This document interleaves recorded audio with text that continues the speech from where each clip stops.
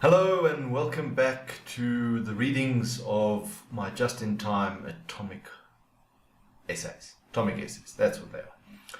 Alright, so today I think we're at number 6, kind of losing count as we go along, so let's dive on in and see what's next on the agenda.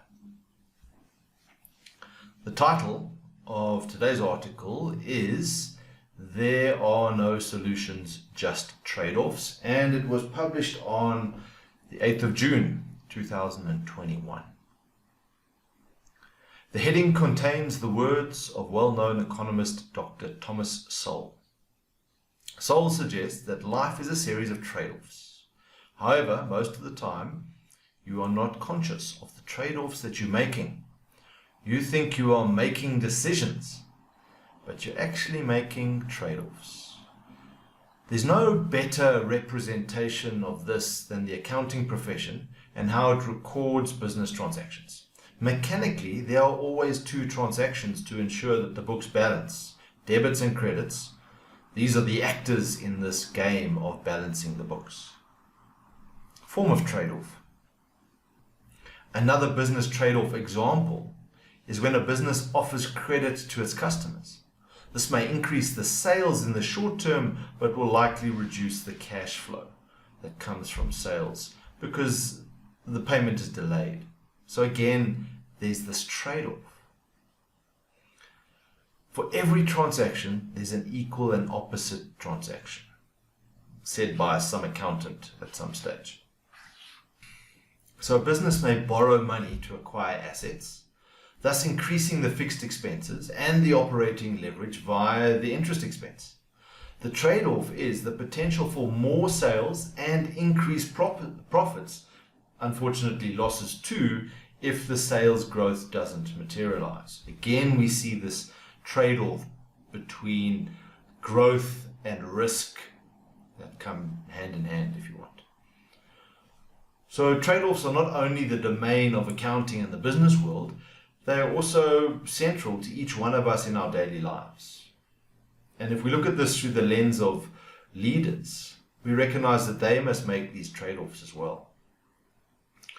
So for a leader to look authentic, for some people this might look weak, especially if they are being vulnerable. And a stoic way of being for a leader might appear to others to be disconnected or distant. And a leader who comes across as being ambitious may appear to some people as being perhaps selfish. So we always got to recognize the other side of our behaviors and how they might appear to others. So the concept of trade-offs are important when facing life's challenges. This is obvious. You may be tempted to think that you face difficult decisions, but what if you considered your decisions as trade-offs that have costs and benefits? What is the payoff of making a choice? That's a powerful question. What is the payoff from making a choice? Often the payoff from a choice is not obvious, might be hidden. You might have to explore in order to find it. Taking time to ask about the payoffs is an opportunity to bring the hidden into the light. Might reveal something to you that perhaps you've been unaware of before. It's worth reflecting on an agreement that you might have broken. Think about that for a moment. Ask yourself, what was the payoff for breaking that agreement? Your first answer is likely to be a throwaway answer, like, for example, I didn't have time, or I got stuck in traffic, or the reality is you chose to prioritize something else. So look for the deeper answer, the answer that you're avoiding, and also the one that you won't share with the person with whom you broke the agreement. The trade-off for not looking deeper is to avoid discovering what your ego really needs most, and is perhaps a shadow that's lurking beneath you. might trip you up and cause you to break other agreements. So breaking an agreement has a trade-off, because maybe you have time to do something else, and that time might just be to sit on the couch and avoid.